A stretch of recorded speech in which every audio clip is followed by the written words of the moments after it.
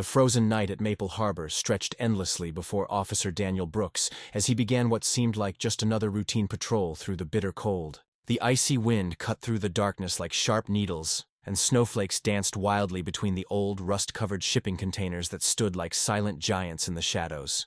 He walked deeper into the maze of metal, his breath forming small clouds in the freezing air, when suddenly, without warning, a pale hand emerged from the pitch-black darkness and pressed firmly but gently over his mouth.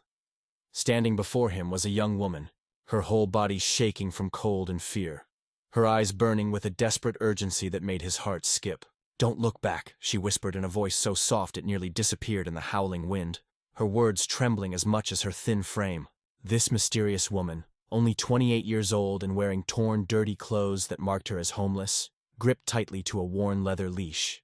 At the other end stood a magnificent German shepherd, 5 years old with beautiful sable and black fur, every muscle in its body tense and ready, its bright amber eyes staring intensely at something Daniel couldn't see hiding somewhere in the darkness beyond the towering stacks of metal containers. Questions raced through Daniel's mind like the swirling snow around them. Why would this woman be out here in the middle of such a terrible winter night? What dangerous secret had she stumbled upon while seeking shelter in these forgotten shadows of the old port? And what terrible thing could be hidden inside those massive containers that would make her risk everything, even her own life, just to warn a police officer she didn't even know?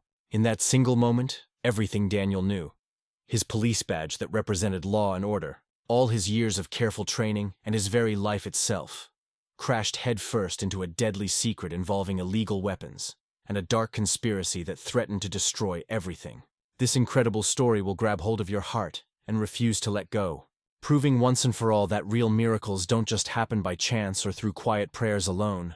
They're earned through courage and fought for with everything you have. Before we dive into this amazing tale, please drop your country's name in the comments below because I really want to see just how far around the world this incredible journey will travel. The winter air at Maple Harbor attacked exposed skin like thousands of tiny pieces of broken glass, sharp and merciless. Every snowflake that touched the rusting steel containers made a soft hissing sound, like water on hot metal. And the relentless sea wind dragged with it the thick smell of salt mixed with motor oil as it swept through the abandoned docklands. The old sodium street lamps above flickered weakly, struggling against the storm, casting everything below in strange shades of copper and creating deep, moving shadows that seemed alive. In just 15 quick seconds, anyone could read the sad story this place told without words.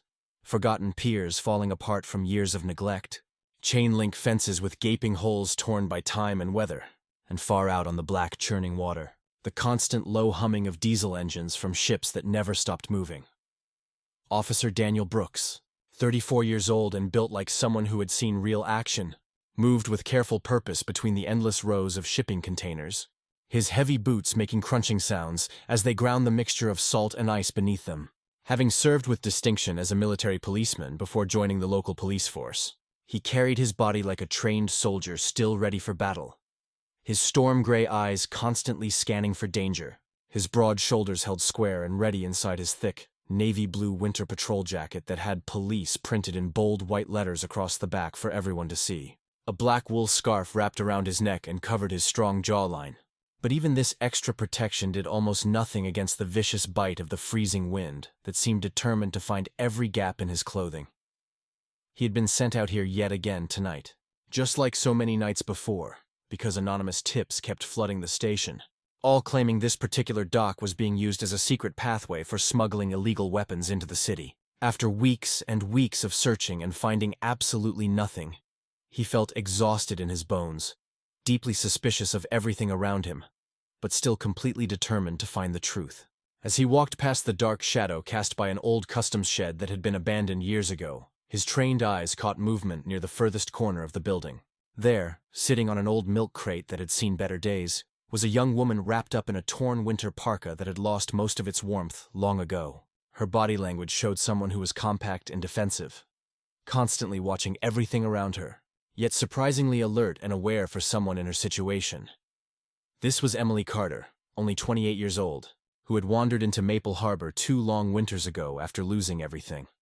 Her job at a shipping logistics company had disappeared overnight when the company went bankrupt. She wore old boots with the soles almost worn through, kept a frayed canvas bag containing all her worldly possessions at her feet, and her long brown hair, once probably beautiful, now hung matted and tangled from countless nights in the snow and rain. When her eyes flicked up to meet Daniel's, they were sharp and calculating, studying him carefully, definitely not the empty, glassy stare he had sadly learned to expect from people who had given up on life completely and fallen too far to come back. Standing guard beside her was an impressive German shepherd, his coat a striking mix of sable and black that made him look almost wolf-like in the poor lighting. This was Bear, 4 years old and originally trained as a specialized therapy dog for military veterans struggling with trauma, until the government funding for the program vanished overnight and left him without a purpose. Emily had found him and taken him in on a freezing night exactly like this one, when they both needed someone to survive with. And ever since that fateful meeting they had become completely inseparable. Two souls against the world. Bear's thick winter coat stood up along his spine as he faced the impenetrable darkness between two massive containers, a low, threatening growl rumbling continuously from deep in his chest. His bright amber eyes remained locked on something Daniel couldn't see yet, something that had every instinct in the dog's body on high alert. Daniel slowed his approach carefully, one hand sliding naturally near his flashlight, ready but not threatening. "Evening," he said in a soft, non-threatening voice, trying not to startle them. Emily's gaze immediately darted past him to the empty space over his shoulder, checking for others. Her lips barely moved as she whispered urgently, "Don't look back." The words cut through the howling wind like a knife through paper. Daniel's entire body froze mid-step. Everything his training had taught him screamed at him to pivot immediately, draw his weapon, and confront whatever threat was behind him. But something in her tone, an edge of genuine fear he'd only heard before in combat zones when someone had spotted a sniper's scope catching the light, made him listen instead. He shifted his weight slightly, using his peripheral vision to scan behind him without turning his head and giving away that he knew. "Why?" he murmured so quietly the wind almost stole the word. "Because someone's there," Emily whispered back, her voice tight with fear. "Watching us right now." Bear's growl deepened even more, his hackles standing straight up like a ridge along his back. Daniel caught a faint but distinct metallic smell carried on the wind. Gun oil mixed with metal and the cold salt air of the harbor. The combination made the hair on the back of his neck stand up. He edged carefully closer to Emily, keeping his voice low and controlled. "You know this area well?" Emily pulled Bear's leash shorter, keeping him close. "I sleep here when I can, that's all. But tonight everything feels different." Daniel noticed with his trained eye how remarkably steady her hands were despite the cold, how clear and focused her eyes remained despite her circumstances. She wasn't drunk or high or seeing things that weren't there. She was genuinely warning him about real danger. "What's different about tonight?" he asked carefully. "I heard a truck earlier," she said quickly, the words tumbling out. Heavy, covered in canvas, men shouting orders, heavy crates being unloaded. Bear smelled something wrong first. He always knows. Daniel's pulse jumped with excitement. Finally, after all these weeks, a real lead. "Where exactly?" She jerked her chin toward the far end of the dock without looking. "Third row from here. Red container with a white stripe painted on it. The whole area smells like gun oil." Another powerful gust of wind curled around them like a living thing, carrying thick flakes of snow that stuck to everything.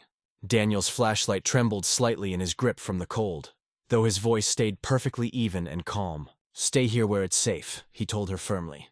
Emily's eyes flared with something between fear and determination. "If you go alone, you won't make it back." Daniel hesitated, his mind racing through options. Backup was at least 5 long minutes away, maybe more in this weather. 5 minutes could mean losing the entire shipment, and with it, his only chance to break. Living wall between the smuggler and the route to escape. Daniel pressed Mercer face first against the container, one arm twisted behind his back. "Stay down!" he growled. Snow pelted their faces, melting into their clothes. Mercer tried to buck him off, but Daniel pinned him with a knee, snapping one cuff onto his wrist. Emily scooped up the USB drive, shoving it deep into her pocket. Her heart hammered, but her movements stayed precise. She glanced at the screen of the tiny device shipping company logo, encrypted file name. She looked at Daniel. "This isn't just a manifest," she said breathlessly. "It's their network."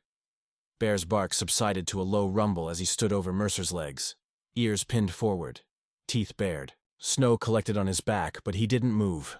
Daniel snapped the other cuff on and hauled Mercer upright. "You're under arrest for assaulting a police officer and suspicion of illegal arms trafficking." He started to recite rights, but Mercer cut him off with a hiss of laughter. You think one dog and one street rat can stop this? You're too late. Emily stepped closer, chin raised. Maybe. But now we know who you are. Mercer tried to lunge at her, but Bear snarled, lips curling back.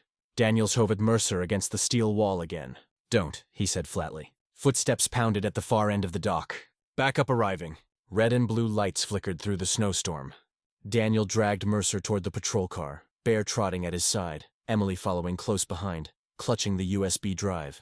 At the car, 2 uniformed officers spilled out. The first was Sergeant Mike Hanley, 42, thick-necked with a buzz cut and a weatherproof parker. He'd grown up in a neighboring town and transferred to Maple Harbor 5 years ago. The second was Officer Jenna Ruiz, 29, with dark hair under a fleece cap, a tactical vest over her jacket. Both moved quickly, guns lowered but ready. Got him, Hanley barked over the wind. Caught him trying to stick me, Daniel replied, shoving Mercer toward the back seat of the cruiser. Illegal shipment confirmed. Red container, 3rd row. Ruiz opened the back door, and Mercer slid inside, cuffed and glaring. Bear stood outside panting clouds of steam, eyes still locked on the smuggler. Emily handed Daniel the USB. This fell out of his hand. I think it's the shipment data. Daniel tucked it into an evidence bag Ruiz handed over. Good catch. He turned to Hanley. Secure the area. Container might be rigged. Weapons inside. Hanley nodded, already keying his radio. Bomb squad and Port Authority inbound. Daniel glanced at Emily. Snow had collected in her hair. Her parka soaked. She hugged herself, but her eyes stayed sharp. You all right? He asked. I'm fine, she said softly. But Bear needs water. Daniel crouched, rubbing the dog's neck. He's earned it. Bear licked his glove fingers once, then sat back on his haunches, tail thumping lightly. Ruiz eyed Emily curiously. Who's she? Daniel hesitated. Witness and a lot more helpful than some of our informants. Emily lowered her gaze, but said nothing. Her fingers tightened on Bear's leash. She knew this was only the beginning of something bigger, but for tonight at least, they had proof. Hanley came back from the radio call. Units are sealing off the dock. We'll sweep the containers one by one. He glanced at Emily. You're riding with us? Daniel shook his head. She's coming with me. He looked at Emily. I need your statement and you need to be somewhere warm. Emily nodded reluctantly, pulling Bear closer. As the backup officers moved off to secure the perimeter, Daniel led Emily and Bear back to his car. He opened the rear door and Bear hopped in first, shaking snow onto the seat. Emily climbed in after him, still clutching the leash. Daniel slid behind the wheel, the USB drive now bagged and tagged on the passenger seat. He started the engine, feeling the vibration through the steering column. You saved my life back there, he said quietly without looking at her. Emily glanced out of the window at the swirling snow. Bear did. Daniel smiled faintly. Bear's got good instincts, but you pulled me out of the knife's path. She didn't reply, but her shoulders eased slightly.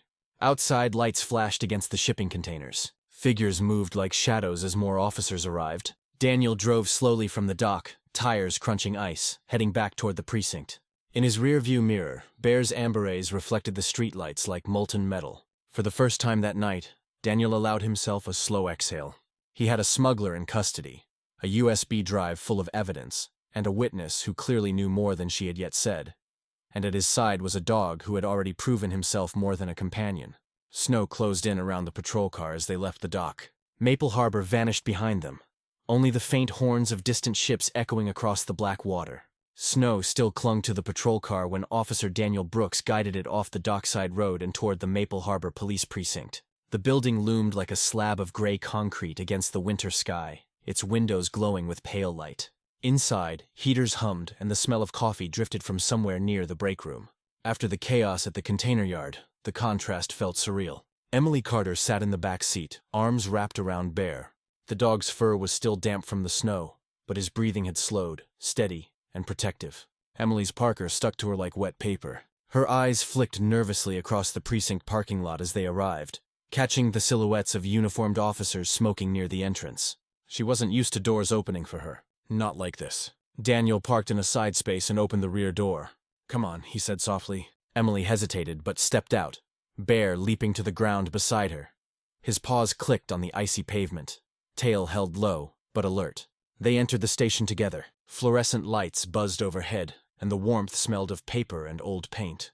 Daniel led them through a side corridor, past bulletin boards plastered with mug shot and shipping manifests. A few officers looked up as they passed. Most stared at Bear, who walked at Emily's side like Assailant's sentinel. Daniel ushered them into interview room 2, A windowless square with gray walls, a metal table, and 2 chairs. A third chair stood off to the side for Bear, though the dog promptly lay at Emily's feet, head resting on his paws. Daniel sat opposite Emily, removing his gloves. "We'll start with the basics," he said. "Name and occupation." Emily glanced at Bear before answering. "Emily Carter. Used to be a freight coordinator for North Coast Shipping until 2 years ago." Her voice trembled, but steadied quickly. "I lost my apartment after I lost my job. Been here ever since." Daniel leaned forward. "North Coast Shipping. One of the biggest operators at this port." She nodded. "I know. That's why you're asking." He tilted his head. "Tell me how you went from that job to sleeping under a dock." Emily's fingers toyed with the edge of her sleeve. "I tried to report something, wrong shipments, wrong codes, containers coming and going at night. I filed our port with HR, then with port security. A week later, I was let go. 2 weeks after that, my landlord changed the locks. My savings evaporated. No one would hire me. They said I was trouble." Daniel scribbled notes. "So, you saw evidence of weapons before?" She met his eyes. "Yes, and I think it's the same people. I recognize their accents, the way they load the crates, the codes they stamp on the boxes. That's why Bear growled tonight." Bear lifted his head as if hearing his name. His nose twitched, scanning the room. Daniel reached into his jacket and pulled out a small evidence bag. Inside lay the USB drive they had recovered from Kyle Mercer. He placed it on the table. "Barr seemed pretty interested in this at the dock," he said. Emily reached down, stroking Bear's head. "He smelled something on it. He's done it before." Daniel slid the bag closer to Bear. "Let's see then." Bear rose smoothly, sniffing the sealed drive with deliberate care. His ears pricked forward. Then he gave a short, sharp bark and looked toward the door as if pointing a direction. Emily smiled faintly. "He smells the same oil they use on the container seals," she explained. "North Coast used a special lubricant, cheap but distinctive. Bear can trace it." Daniel raised an eyebrow. "That could pinpoint which warehouse they're using." Emily nodded. "Exactly. If you let him lead, he can find the rest of the shipment." Daniel studied her. "How do you know so much about container seals?" She hesitated. "Because I used to log them. Every crate, every seal, every manifest. I was good at it until I wasn't allowed to be." Daniel's expression softened. "Emily, this is important. You're not just a witness. You're a key to understanding this whole operation." She looked down at her hands. "That's what I was afraid of." The door opened, and a tall man entered carrying a laptop. This was Detective Aaron Pike, 41, lanky but broad-shouldered with a weathered face and a corduroy blazer over a navy sweater. He had been with the Maple Harbor PD for 15 years, specializing in port-related crimes. His hair was peppered with gray, his badge clipped to his belt. Pike nodded at Daniel. "Heard you brought in Mercer. Nice work." He glanced at Emily and Bear. "And who's this?" Daniel introduced them. Pike's eyes lingered on Bear with a mixture of surprise and admiration. "Big dog," he murmured. Bear thumped his tail once but didn't move. Pike set the laptop on the table, inserting the USB. "Let's see what our friend was carrying." Emily stiffened. "Be careful," she warned. "If it's coded like before, it may trigger a wipe." Pike raised an eyebrow but proceeded slowly, copying the files to a secure folder. Lines of data spilled across the screen. Container numbers, shipping routes, code words. This case wide open. He looked at her again, really seeing her this time. The worn parka that barely kept out the cold, the boots held together with duct tape, but most importantly, the calm urgency beneath her obvious fear. She wasn't lying or exaggerating. She was trying to help him. He exhaled slowly, making his decision. "All right then, walk with me, but keep low and quiet. Bear stays close to you." Emily rose from the crate, her parka snapping loudly in the violent wind. Bear moved smoothly at her side, every muscle coiled like a spring, his ears pricked forward to catch every sound.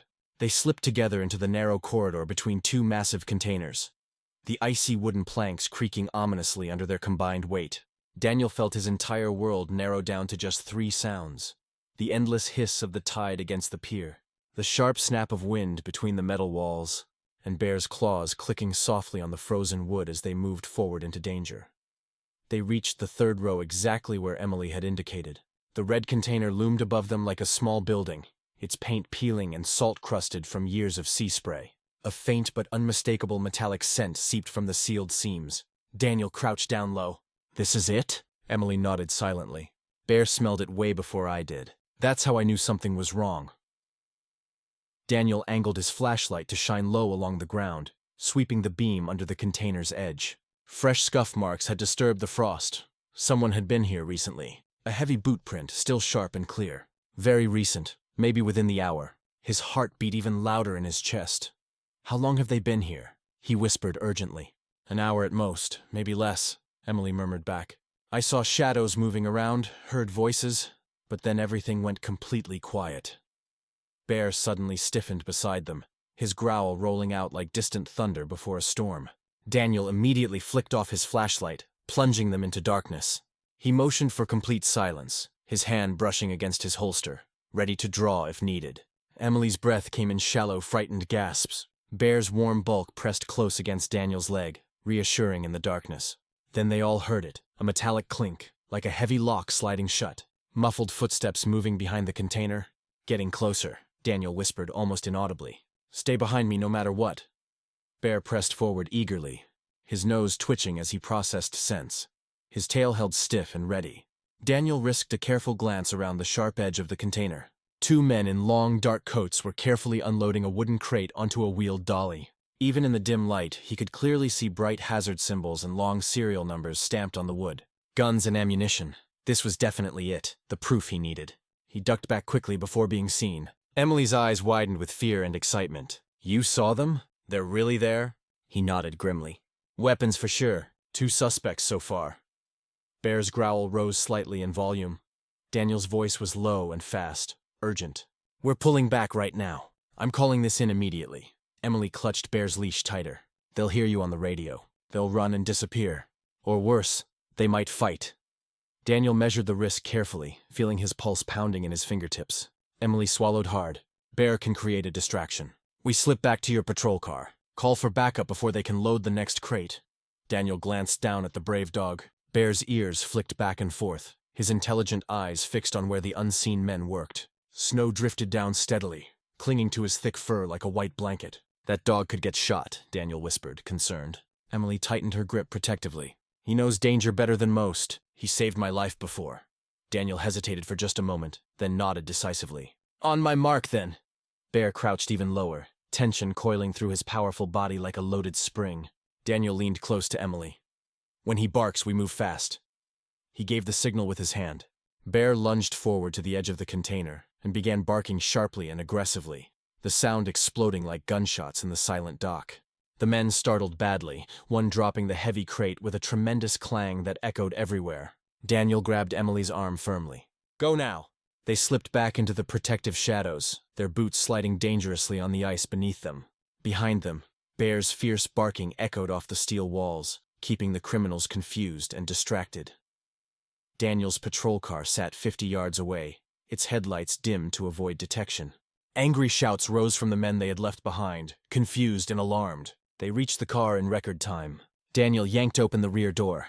Emily and Bear tumbled inside quickly. He slid into the driver's seat and immediately pressed transmit on his radio at last. "Unit 14 requesting immediate backup at Maple Harbor Dock. Illegal weapons shipment confirmed. Multiple suspects on site." Static crackled for a moment that felt like forever. Then dispatch responded. "Backup en route to your location. ETA 4 minutes. Daniel glanced into the rearview mirror at the back seat. Emily clutched Bear's collar tightly, but the dog kept panting while keeping his eyes locked on the containers they'd left behind. "You did good," Daniel said quietly with genuine respect. Emily exhaled shakily. "This isn't over, though. They'll know someone's watching now." Daniel started the engine, ready to move if needed. "Then we'll be ready for them."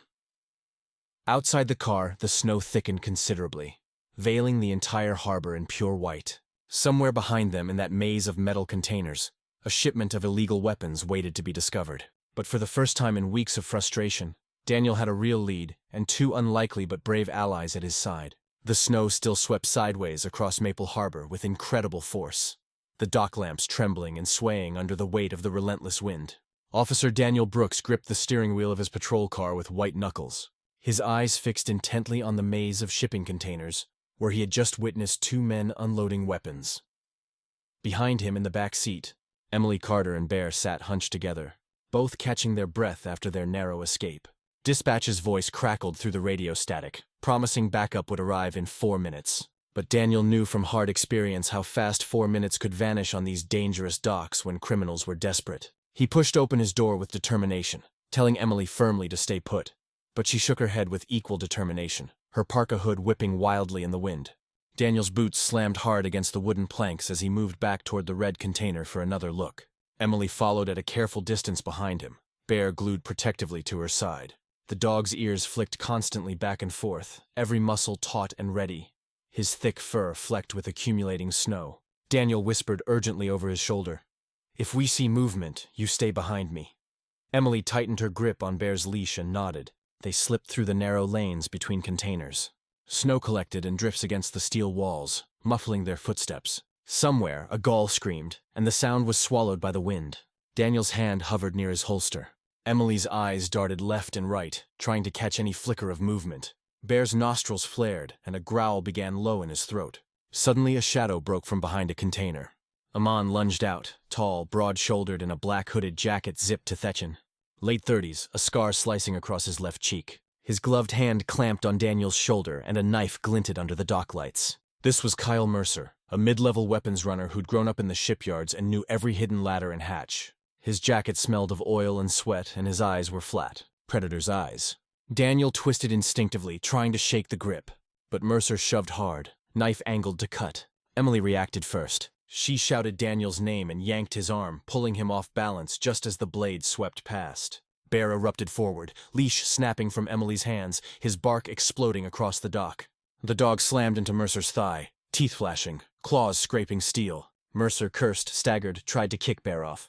Daniel regained his footing, wrenching free. He drew his flashlight with one hand, swinging it like a club to knock the knife away. The beam struck Mercer's wrist, and the blade clattered to the dock. Bear pivoted, blocking the escape route, hackles bristling, eyes blazing gold in the sodium light. Emily darted forward to kick the knife farther out of reach. It skidded under a stack of pallets. Mercer glared at her, nostrils flaring. "You don't know who you're messing with," he spat. But his voice trembled as Bear growled low and deep, a sound that vibrated in the chest. Daniel pulled his handcuffs free but didn't snap them yet. "On your knees," he ordered, voice cold. Mercer's eyes flicked to the side. He wasn't finished. He reached into his jacket pocket with lightning speed, but instead of a weapon, his fingers closed around a small metal USB drive. Emily's sharp eyes caught the glint. "He's got something!" she shouted. Daniel lunged, but Mercer hurled the USB toward the edge of the dock. It bounced once, twice, and slid to a stop against a metal ballard. Emily sprinted to grab it, while Bear lunged at Mercer again, barking with a ferocity that froze the man in place. The dog's body formed a... Pike whistled low. "This isn't a manifest. It's a network map. Warehouses, contacts, offshore accounts." Daniel leaned closer. "We'll need time to process it, but this confirms everything." Pike looked at Emily. "You understand this better than we do. You can help translate the shorthand." Emily's cheeks flushed. "I can try, but they'll know I'm talking." Daniel closed the laptop gently. "We'll keep you safe. And Bear, too." Bear's ears flicked as if in agreement. Pike left to set up a secure room for the files. Daniel turned back to Emily. "One more thing," he said quietly. "Why didn't you go to the feds when you saw this 2 years ago?" Emily's eyes glistened. "I tried. No one believed me. Said I was just a low-level clerk making noise. Then my car got vandalized. My landlord got calls. After that, I learned to keep my mouth shut." Daniel scribbled a final note. "Not anymore," she exhaled, leaning back. "You're different," she said softly. "You actually listen." Daniel didn't answer. He looked at Bear instead. The dog had settled, eyes half closed but alert. A knock at the door interrupted them. A young uniformed officer stepped in carrying 2 mugs of tea. This was Officer Grace Chen, 23, fresh from academy training, wearing a standard Navy patrol jacket and black gloves tucked into her belt. Her dark hair was pulled back into a ponytail, and she moved with the eagerness of someone new to the job. "Thought you might want something hot," she said shy, placing the mugs on the table. Emily murmured a thank you and wrapped her hands around the cup, feeling warmth seep into her fingers. Bear sniffed the air but stayed still. Grace crouched to look at the dog. "He's beautiful," she said softly. Daniel smiled faintly. "And dangerous when he needs to be." Grace left, closing the door quietly behind her. Daniel leaned in again. "This US band your knowledge could take down half the pipeline, but you need to be ready for backlash." Emily's jaw tightened.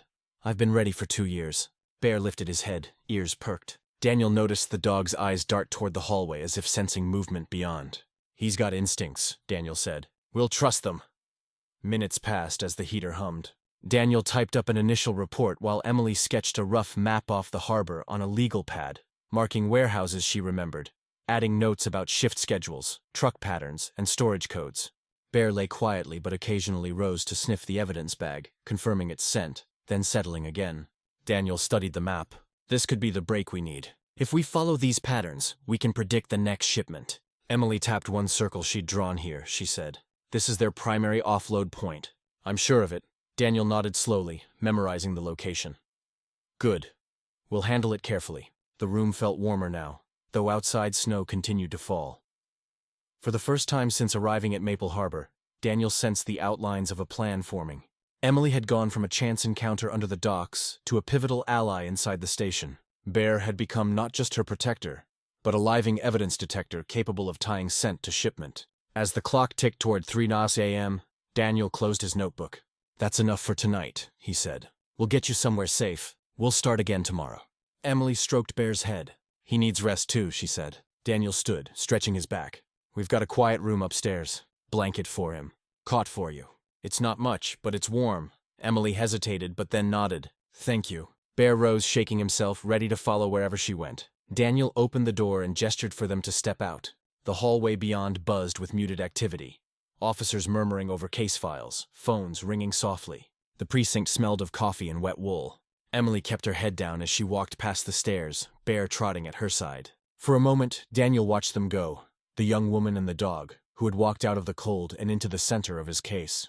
The walls of secrecy were beginning to crack. The snow had slowed to a fine mist by the time Officer Daniel Brooks left the precinct with Emily Carter and Bear. The harbor was a maze of silence now, its cranes looming like frozen skeletons. The sodium lights glowed against the wet pavement, turning puddles into sheets of copper and steel. The town was asleep, but the docks whispered with ghosts. Daniel pulled his collar higher, feeling the chills slip through the seams of his navy jacket. He had been turning over Emily's words since the interview. A hidden tunnel, a secret artery under the docks where the weapons moved unseen. If it was true, this could explain how the shipments kept vanishing before inspectors arrived. Emily walked at his side, her parka zipped to the chin, hair tucked under a knit cap Daniel had given her. She looked steadier than before, though the nervous habit of scanning corners hadn't left her. Bear trotted between them, nose close to the ground, tail low but alert. Daniel held a flashlight angled downward, its beams slicing over cracked boards and steel rails. They reached the edge of the shipping yard, where the pavement ended at a crumbling sea wall. Beyond lay the older wharves, built a century ago, now mostly abandoned. The tide was low, exposing muddy pilings crusted with barnacles. Emily pointed toward a half-collapsed warehouse with a tin roof buckling under snow. It's there, she said quietly. The tunnel starts under the loading bay. Daniel studied her profile. How do you know? She swallowed. I saw blueprints once back when North Coast leased this place. They planned to seal it, but never did. It was used for refrigerated cargo. Easy to smuggle things in and out. Bear sniffed the air, ears flicking. Daniel crouched and patted the dog's shoulder. You smell it, boy? Bear's nose wrinkled. He gave a low, rumbling bark. They crossed to the warehouse. The corrugated doors hung crooked and frost rimed the hinges. Inside, the air was damp and cold, smelling of salt and iron. Stacks of abandoned pallets rose like brittle towers. Daniel swept his flashlight across the floor, finding a faint trail of oily footprints leading toward the back wall. Emily crouched beside Bear. This way, she murmured. The hatch is hidden behind a false panel. Daniel raised an eyebrow. You really did your homework. I lived it, she said softly. They reached a panel of plywood nailed to rusted beams. Emily pressed her palm to the corner and pushed. The panel swung inward with a groan. A draft of colder air rose from below, mixed with the unmistakable tang of gun oil and damp concrete. Bear stepped forward first, paused on the top step of a narrow iron staircase leading down into darkness. His tail stiffened, ears pricked. Daniel shone his light down. A tunnel yawned beneath, lined with dripping brick, its floor wet with seawater seepage. After you, he said. Emily shook her head. He'll go first. She gestured to Bear. He knows Thesmel. Daniel nodded. Fair enough. They descended one by one, the iron steps echoing under their boots. Bear padded ahead, sniffing each step. The tunnel ceiling curved overhead like the ribs of a ship. Rusty pipes clung to the walls, leaking in places. The air was thick, muffling every sound but the drip of water. Halfway down, Daniel paused, his light catching something glinting in the cracks. Spent shell casings, dull brass glimmering under a film of grime. They've been moving weapons through here, he muttered. Emily crouched to see. And recently, those aren't corroded yet. Bear moved forward, nose to the ground. He stopped at a side alcove where the brickwork sagged, sniffing hard, tail rigid. Emily peered past him. There's a turn here. He's on something. Daniel lowered his voice. We follow him, but slow. They rounded the corner. Ahead, the tunnel widened into a cavernous chamber.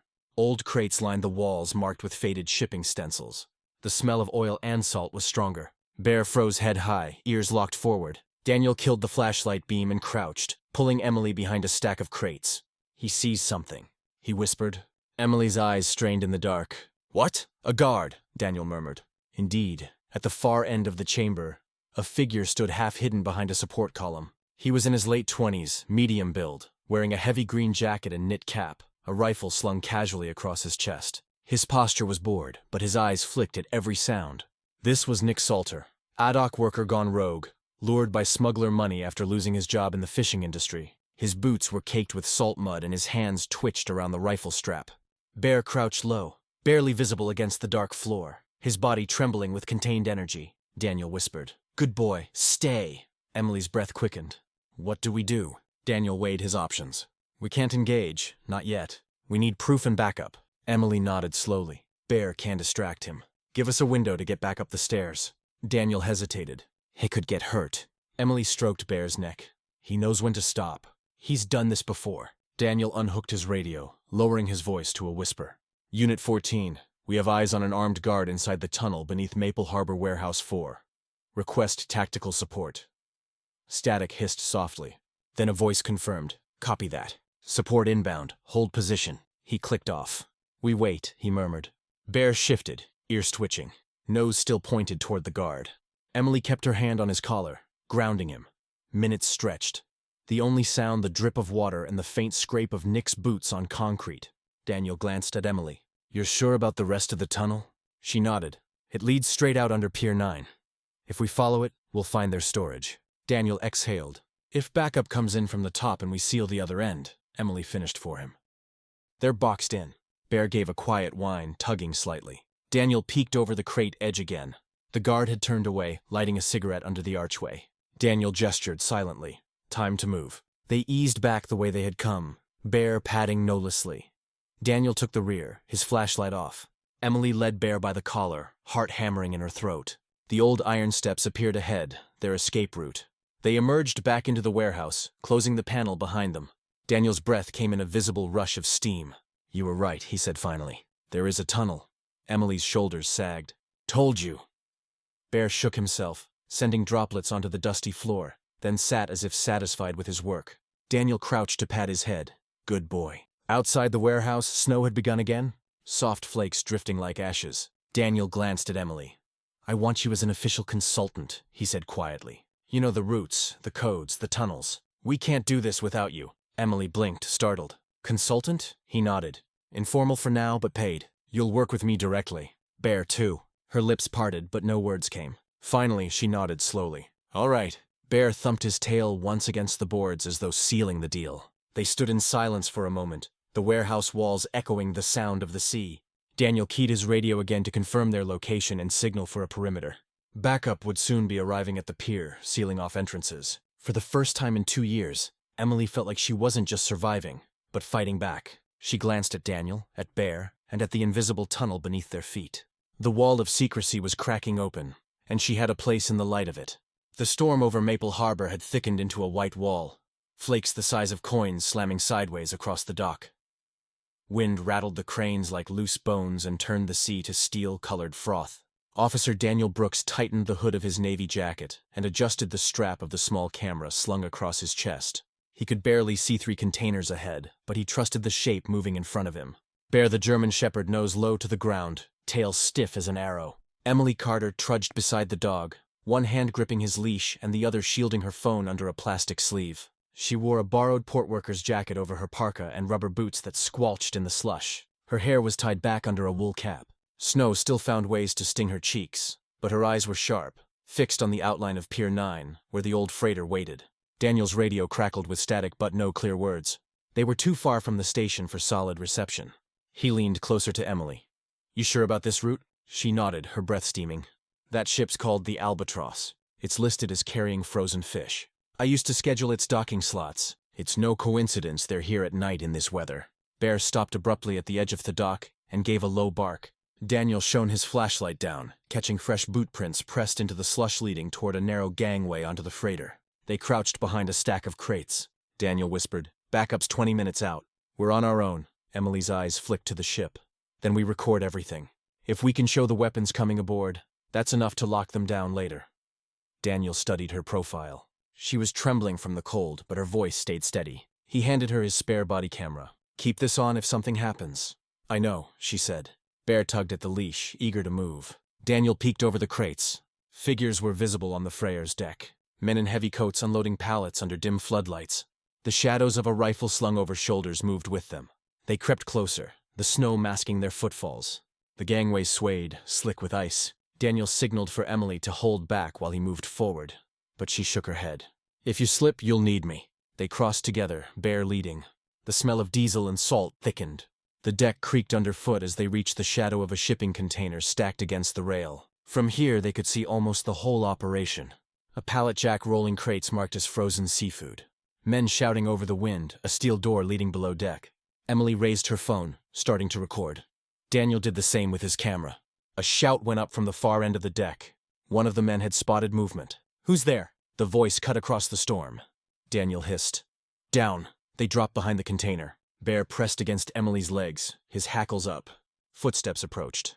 A man rounded the corner of the container, young but heavy-set, late 20s with a thick black beard and a long blue Parkerster with grease. His name was Brandon Knox, once a deckhand, now hired muscle for the smuggling crew. A pistol hung low on his hip under the parka. His eyes narrowed when he saw Emily crouched with a phone in her hand. What the hell? He began reaching for his weapon. Bear exploded forward. The leash slipped from Emily's fingers as the dog launched onto the deck, jaws closing around Brandon's forearm just above the pistol. The man howled, dropping the gun, trying to shake Bear off. Emily scrambled to her feet, clutching the railing as the ship pitched. Another smuggler shouted from across the deck, raising a rifle. Daniel stepped out, flashlight beam blinding the man momentarily. Police, drop it! He barked, his voice slicing through the wind. Brandon stumbled back, slamming into the rail. Emily's boots slipped on us. She caught herself, but her phone skittered toward the edge. Bear twisted midair, still latched onto Brandon's arm. Daniel lunged, grabbing Emily's coat just as she teetered over the side. Hold on, he roared. She gasped, feeling the cold void under her boots. Bear released Brandon's arm at last and whirled, positioning himself between Emily and the smuggler, now trying to cover his weapon. His bark thundered across the deck. Daniel fired a single warning shot into the air. The sound echoed like a cannon, startling the armed man long enough for him to back off. Get out of here! Daniel shouted. Police raid incoming. Emily stumbled back against the container, chest heaving. Her hands trembled, but she kept the camera rolling, capturing crates, faces, and weapons. Bear stood like a wall in front of her, teeth bared. Brandon clutched his bleeding arm, retreating toward the steel door below deck. Another man appeared to drag him inside. Daniel raised his gun but held fire. Too many angles, too much risk of crossfire. Emily's voice was steady. I got them on video. Crates, weapons, faces. Daniel nodded once. We're pulling back now. They darted toward the gangway. Bear trotting backward, still facing the threat. Bullets pinged off the railing as someone fired blindly from the shadows. Daniel ducked, pulling Emily down. Bear's growl turned into a snarl, eyes fixed on the muzzle flash. The gangway bucked under their weight as they sprinted off the freighter. Snow lashed their faces, making the dock a blur of white and steel. They dove behind the stack of crates where they'd started. Daniel's lungs burned. Emily clutched the phone to her chest, still recording. Bear panted, frosted breath rising in clouds. Daniel keyed his radio. Unit 14, shots fired. Suspects on Freyr Albatross at Pier 9. Illegal weapons confirmed. Immediate tactical support requested. Static cracked, then the dispatcher's voice. Units en route. ETA 5 minutes. Emily wiped snow from her eyes. They know we're here. They'll run. Daniel checked the magazine of his weapon, then looked at her. We did what we came to do. Proof. Backup will handle the rest. Bear nudged Emily's hand as if reassuring her. She stroked his head, heart still hammering. He saved me, she whispered. Daniel crouched beside them. He saved both of us. And so did you. That was quick thinking. Through the blizzard, the Freyr's floodlights dimmed. Shadows moved frantically on the deck as the crew scrambled. Sirens wailed faintly from the town, growing louder. Daniel put a hand on Emily's shoulder. Stay low. Backup's almost here. She met his eyes. You trust me now? He nodded. You know more about these ships than anyone in the department. After tonight, I'd call you a partner. Bear thumped his tail once in the snow, eyes still fixed on the freighter. The wail of sirens grew closer, bouncing off the warehouses. Daniel exhaled slowly, feeling a strange calm settle over him. The storm still howled. The dock still shook, but for the first time the operation was visible, recorded, undeniable. Emily shifted, adjusting the jacket over her shoulders. "I can draw a map of that ship," she said. "Every deck, every compartment. They barely changed it since I worked here."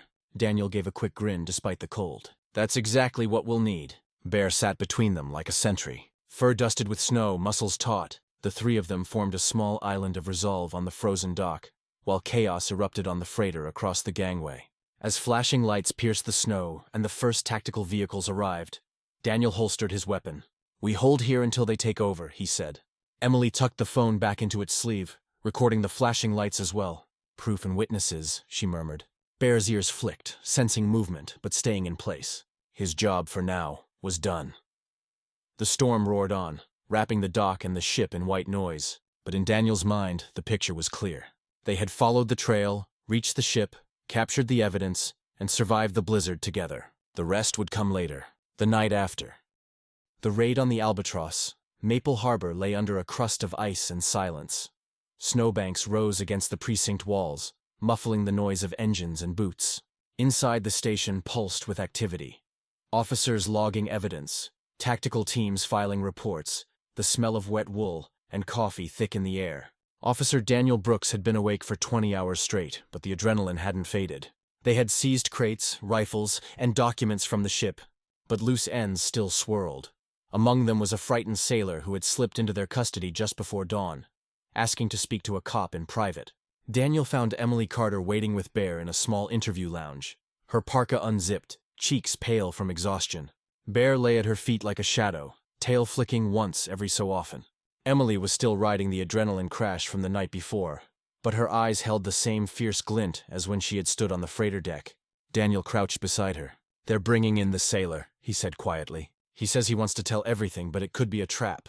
Emily straightened. "Then I'll go too. He saw me on the ship.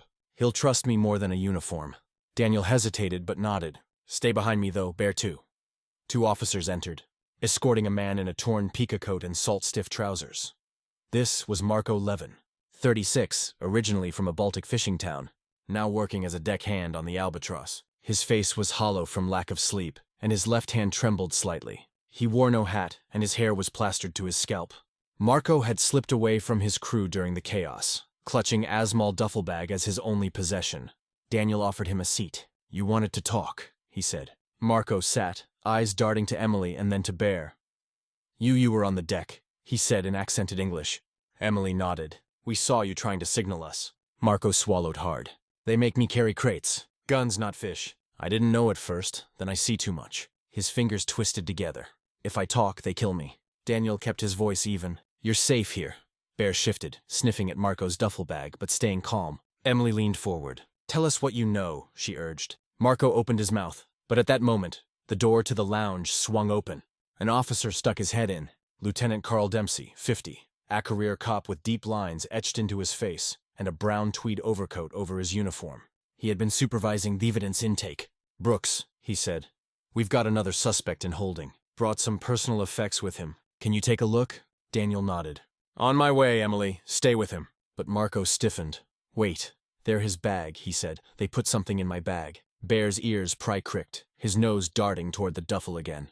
A low growl vibrated in his throat. Emily looked at Daniel. "He smells something." Daniel approached slowly. "Marco, what's in the bag?" "I don't know," Marco said, panic rising. "They gave me bag. Said keep it." Bear gave a sharp bark, backing up. Daniel Shand went to his radio. "Bomb squad to interview Lounge B now," he said calmly but firmly. Emily grabbed Marco's arm, pulling him to his feet. "Move away from it." They all backed toward the far wall as Bear crouched low, eyes fixed on the duffel. Within moments, two officers appeared in protective gear. One of them, Sergeant Olivia Caney, 38, talon spare with cropped blonde hair under a bomb squad helmet, moved with cool precision. She had spent 15 years in EO Dunitz before transferring to Maple Harbor. "What do we have?" she asked. "A suspicious duffel?" Daniel said. "Are dogs reacting?" Olivia nodded and set her toolkit down. She carefully unzipped the duffel. Inside lay a heavy black case secured with 2 latches. She sniffed once, frowned, and pulled out a swab. "Smells like nitro mix," she muttered. Emily's stomach dropped. "Explosives?" Olivia glanced at Daniel. "Very likely." Bear growled low, still guarding Emily and Marco. Olivia motioned to her partner to bring the containment box. Together, they lifted the black case into it, sealing it with a hiss. "We'll take it to the range," she said. "Good catch, dog." Daniel exhaled slowly. If Bear hadn't smelled that, he didn't finish. Emily pressed a hand to Bear's neck. "You saved us again," she whispered. Marco sagged against the wall, face ashen. "They would kill me with that," he murmured. "I didn't know." Daniel steadied him. "You're safe now. We'll protect you." They guided Marco to a safer room while the bomb squad rolled out. Emily's hands shook slightly, but she forced herself to stay calm. She noticed a small cut on her wrist from where she had grabbed the duffel earlier. Daniel saw it too. "You're bleeding," he said. "It's nothing," she murmured, but the adrenaline crash was catching up. He guided her to the station's small medical wing, Bear padding close. The medic on duty, Dr. Lena Wright, 52, an ex-nurse with short gray curls and reading glasses perched low on her nose, welcomed them. She wore dark scrubs under a fleece vest embroidered with the department logo. "What happened?" Lynn asked, guiding Emily to a cot cut from contact with suspect's bag. Daniel said, "Check her out just in case." Lena cleaned the wound with antiseptic. "Just a scratch," she said kindly, "but she's exhausted. Get her some rest." Bear rested his head on Emily's knee as she sat on the cot, his amber eyes watching Lena's hands. Daniel stood at the foot of the bed. "You were brave out there. Not everyone would have pulled a stranger out of the line of fire." Emily gave a faint smile. "He's the real hero," she said, patting Bear. Daniel crouched down. "You're both heroes and you've given us more than any informant ever did." Lena handed Emily a warm drink. "You'll feel better soon," she said. Daniel stepped aside to make a call. He arranged for Marco to be placed under protective custody. Then he spoke quietly to the captain about housing for Emily. A nearby nonprofit ran safe apartments for witnesses. Daniel had already started the paperwork. When he returned, Emily looked up at him. "What now?" she asked. "Now we make sure you're safe. I'm getting you a secure place to stay for a while." "You and Bear," her eyes widened. "That's more than I expected." "You've done more than we asked," Daniel said simply. Bear wagged his tail once, sensing the shift in tone. The medic finished dressing Emily's cut and left them alone. Daniel sat on the edge of the cot, rubbing his temples. "Marco's testimony could break this open," he said. "But without you two, we wouldn't have gotten this far." Emily sipped the warm drink. "Then let's finish it," she said softly. He met her gaze. "One step at a time." She looked away, thinking of the frozen docks, the tunnel, the ship, the duffel. For 2 years, she had drifted invisible. Now she was inside the heart of a case bigger than anything she had imagined, with a cop and a dog as her only allies. Daniel rose. "Get some rest. Tomorrow we start building a plan around Marco's testimony." Emily nodded. "What about him?" she asked, meaning Bear. Daniel grinned faintly. "He's coming too. Can't run this without him." Bear barked softly as if agreeing. Daniel left them in the quiet of the medical wing, his mind already spinning through the next moves. But another part of him lingered on Emily's resilience, her quick thinking, the way she had thrown herself into danger for a stranger. It wasn't just gratitude anymore. It was trust, and something beyond trust. Outside the window, snow kept falling, muffling the city. Inside, Bear curled closer to Emily as she lay back on the cot, eyes closing. Daniel's promise of safety wrapped around her like a blanket. Morning broke over Maple Harbor with a thin winter sun slicing through ice fog. The precinct's windows glowed pale gold, and the air smelled of salt and diesel drifting from the docks. Inside, Officer Daniel Brooks sat at his desk, a mug of coffee cooling by his elbow, while a folder marked "Special Request" lay open in front of him. He had been turning over the idea all night. Emily Carter wasn't just a witness anymore. She had the knowledge and grit that could help the department crack the last holdouts of the smuggling ring. Captain Eleanor Whitmore, 55, entered the office carrying a thermos. She was tall, with iron-gray hair and a blunt bob, and a slate-colored suit under her long black coat. Having grown up in a shipyard family before rising through the ranks of state police, she carried herself with authority, her sharp blue eyes always scanning for weakness. "Brooks," she said, "I read your memo. You're serious about this?" Daniel nodded. "Emily knows the docks better than any informant. She's brave. She's already risked her life twice." "And Bear," he paused, glancing at the dog lying near his desk. "He's as reliable as any canine we've trained." Whitmore raised an eyebrow. "We don't make witnesses into partners lightly." "She's not just a witness," Daniel replied. "She's our map to their operation." The captain sipped her coffee, then finally said, "Bring her in. Let's see." Later that morning, Emily walked into the captain's office wearing a clean navy peacecoat over a cream sweater and dark jeans Daniel had arranged for her to borrow from the evidence fund. Her hair was tied back neatly, and she had scrubbed away the grime of the docks. At her side, Bear trotted with a new harness emblazed with the department's insignia temporary, but already signaling his new role. Emily still looked cautious, but there was a spark of pride in her posture. Whitmore looked her over. "Emily Carter," she said. "You've made quite a splash here. Why do you want to do this?" Emily folded her hands. "Because no one else is going to clean up those docks unless someone who knows them helps you. I've seen what they're doing. I've been pushed out, threatened, but I'm still here." Whitmore studied her a long moment, then nodded. "You'll be a provisional civilian consultant under my watch. That means no badges, no weapons, but access to data and the right to accompany Brooks on port inspections. Bear will be certified as a special investigation support dog. You'll follow department protocols. Understood?" Emily exhaled. "Understood." Bear wagged his tail once as if in agreement. Outside the office, Daniel caught up with her. "You look different," he said. She laughed softly. "Clean clothes and a shower will do that." "You seem taller," he said with a faint smile. "Confidence suits you." They spent the next week working side by side. Emily compiled lists of storage sheds, shift changes, and unregistered boats she remembered from her days at North Coast. Daniel introduced her to the task force officers handling the smuggling case. Bear became a station favorite, his nose tested daily on training sense and outperforming most dogs on the roster. During lunch breaks, Emily slipped away to the waterfront where several of her old homeless acquaintances lingered. She started helping them find temporary jobs cleaning warehouses or loading scrap using Daniel's contacts quietly. People noticed. One afternoon, Martha Jennings, a 60-year-old dock sweeper with windburned cheeks and a yellow raincoat, stopped Emily near Pier 3 to thank her. "You gave my nephew a job at the cold storage," she said, "and got him out of trouble." Emily smiled, feeling a warmth she hadn't felt in years. Daniel observed these changes from a distance. Emily's shoulders squared, her steps quickened, her voice steadier.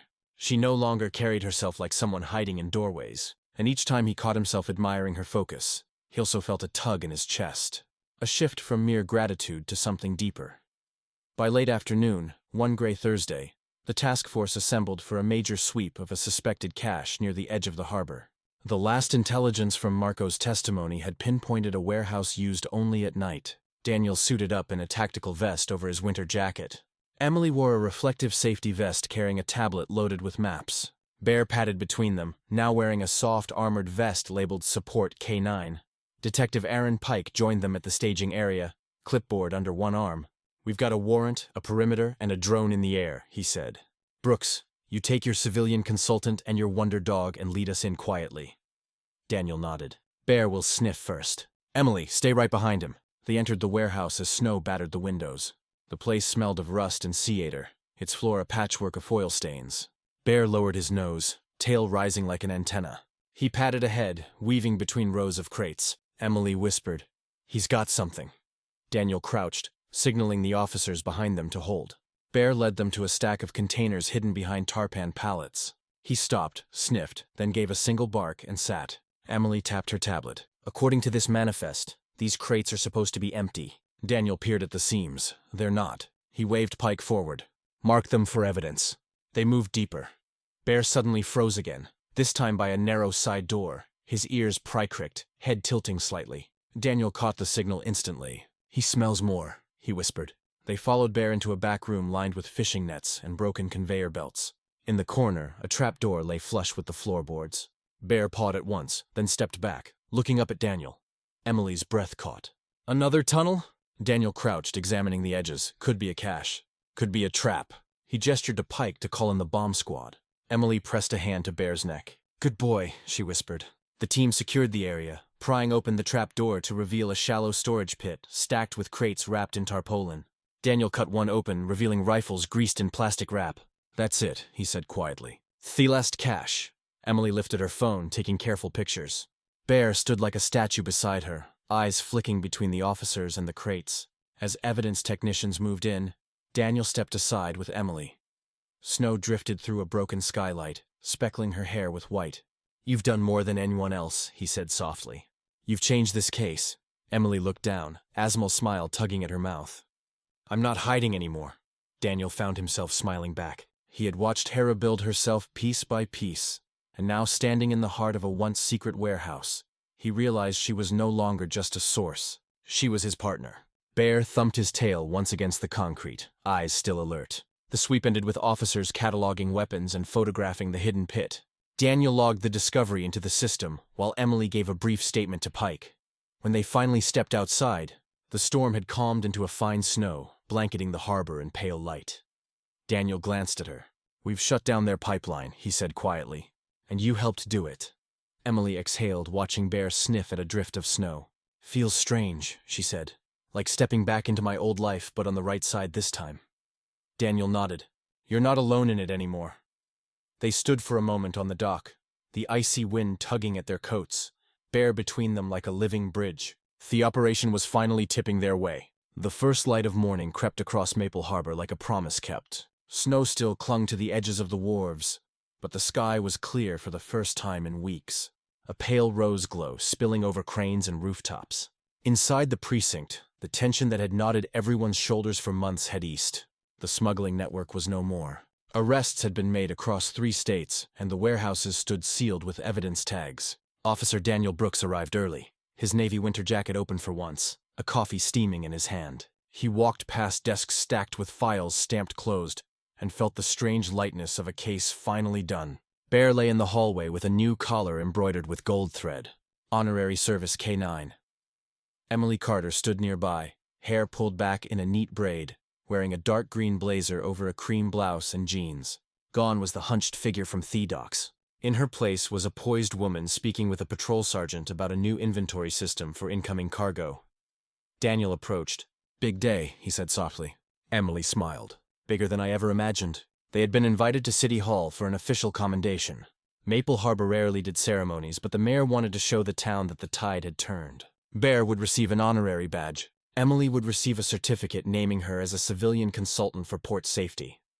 The City Hall sat on a bluff overlooking the frozen harbor. Its marble columns and old oak doors gave it a grandeur out of step with the fishing town below. Inside, banners hung proclaiming community against crime in blue and gold. Mayor Richard Foley, 61, stood at the podium in a navy overcoat and scarf. A former shipping magnate turned public servant, he had a weathered face and a Nisi handshake. "Ladies and gentlemen," he began, "today we recognize bravery, cooperation, and the belief that every person matters." The chamber was filled with townspeople, dock workers, shopkeepers, families clutching cups of cocoa. Emily's old acquaintances from the waterfront sat in the back row, some holding small signs that read, "Thank you, Emily and Bear." Cameras flashed. Daniel stood to one side in uniform, Bear sitting proudly at his heel. Emily walked up to the podium when called. Mayor Foley smiled at her. "You risked your life to help our police uncover one of the largest illegal weapons operations this port has ever seen. You didn't turn away. You stepped forward." He held up a framed certificate. "On behalf of Maple Harbor, we appoint you as Special Civilian Consultant for Port Oversight." Applause echoed off the chamber walls. Emily took the certificate, her hands steady, but her eyes bright with tears. Bear barked once, tail thumping against the polished floor. Next, Foley knelt to clip a small silver badge to Bear's harness. In gratitude, he said, "We name Bear as our town's honorary service K9, a symbol of vigilance and hope." More applause erupted, and several children rushed forward to pat Bear's back before being ushered back to their seats. Daniel watched the scene unfold with quiet pride. Emily turned to catch his eye, and for a heartbeat the noise faded, leaving only the weight of their shared journey. After the ceremony, the mayor led them to a side room where press photographers waited. There, Councilwoman Teresa Quinn, 48, petite with copper hair and a crimson coat, explained the town's new program. "We've secured a small apartment on Ash Street for you, Miss Carter," she said. "Town funds and private donors made it possible. It's furnished and pet-friendly. You deserve a stable place to live." Emily blinked. "An apartment for me?" "Yes," Quinn said warmly. "And for Bear." Bear wagged his tail as if he understood. Daniel rested a hand on Emily's shoulder. "You earned it," he said softly. Later that week, Daniel helped Emily carry a few donated boxes into the modest apartment. It was a one-bedroom on the second floor of a weathered brick building, overlooking a small park. The walls were freshly painted cream. A worn but solid sofa stood by the window, and a dog bed waited in the corner. Emily set Bear's bowl on the kitchen tile, her hands trembling slightly. "I haven't had keys to my own place in years," she whispered. Daniel smiled. "Welcome home." Bear trotted from room to room, sniffing corners, tail wagging harder each time he returned to Emily's side. Over the next month, Emily began splitting her time between her consulting work with the police and a community project. She and Daniel co-founded an outreach program for the homeless of Maple Harbor. They partnered with local businesses to offer shifts, cleaning warehouses, and painting piers. Bear became the program's mascot, featured on flyers and social media posts as the harbor guardian. Children loved him. Even hardened dockhands softened when the big dog approached. During one community meeting, Pastor Michael Hayes, 53, a broad-shouldered man with a salt and pepper beard and a navy cardigan, thanked Emily publicly. "You've done more to rebuild trust between the port and the people than anyone in office," he said. Emily glanced at Daniel, cheeks coloring. Meanwhile, at the precinct, Bear's role continued. He trained with K-9 officers, learning to detect hidden compartments and illegal cargo. One afternoon, he led Detective Aaron Pike to a shipment disguised as fishing gear, his nose twitching at a faint trace of oil. The discovery sealed another minor case, reinforcing Bear's reputation as Maple Harbor's four-legged guardian. Daniel often visited Emily's apartment after shifts. Sometimes they sat at her small table drinking coffee. Sometimes they walked Bear along the icy waterfront. Conversations drifted from case files to books, from her memories of the sea to his years in the military police. Trust had grown into friendship, and friendship into something more quiet but unmistakable. On a clear morning in late February, they hosted the first Safe Harbor workshop at the community center. Emily spoke to a crowd of former dock workers and at-risk youth about job opportunities and training. Daniel introduced new safety protocols for shipments. Bear sat on stage between them, wearing his honorary badge, eyes scanning the room as if guarding everyone at once. As the workshop ended, applause filled the hall. Emily caught Daniel's eye and smiled, a smile no longer weighed by fear or shame, but bright with possibility. Later, standing outside under the pale winter sun, Daniel watched her talk with two young women about applying for cleaning jobs. Bear sat at his heel, leaning gently against his leg. "She's not the same person we met under that dock," he murmured to the dog. Bear gave a soft woof, as if agreeing. The harbor itself seemed different, too. Police patrols were routine rather than frantic. The warehouses quiet, the air free of tension. Maple Harbor had begun to heal. As the day closed, Daniel walked Emily back to her apartment. She unlocked the door with her own key, Bear trotting inside ahead of them. "I still can't believe this is mine," she said softly. Daniel set a small potted plant on her windowsill. "Every home needs something alive," he said. Emily looked at him, eyes shining. "Thank you for everything." He shrugged but couldn't hide a smile. "We're partners now. Partners look out for each other." Bear curled up on his bed, head resting on his paws, watching them with calm eyes. Outside, the last traces of snow melted on the street, and gulls wheeled over the thawing harbor. Maple Harbor's long winter had broken. The weapons were gone, the tunnel sealed, the freighter impounded, and in their place stood a new network, not of smuggling and fear, but of trust, work, and a dog named Bear, whose bark had become a symbol of hope. Bear was more than just a dog. It was a living sign of loyalty, courage, and God's quiet miracles at work. Through his instincts and devotion, lives were saved, hearts were changed, and a broken community began to heal. This story reminds us that God often sends help in unexpected forms. A stranger's kindness, a friend's steady hand, or even a faithful animal standing guard. In our everyday lives, we can also be that steady presence for someone, carrying a little bit of God's grace into dark places. If this story moved you, share it with someone who needs hope. Leave a comment and subscribe to the channel to keep spreading stories of faith and courage. May God bless everyone watching this video. And if you believe in miracles and the power of loyalty, write amen in the comments to show your faith and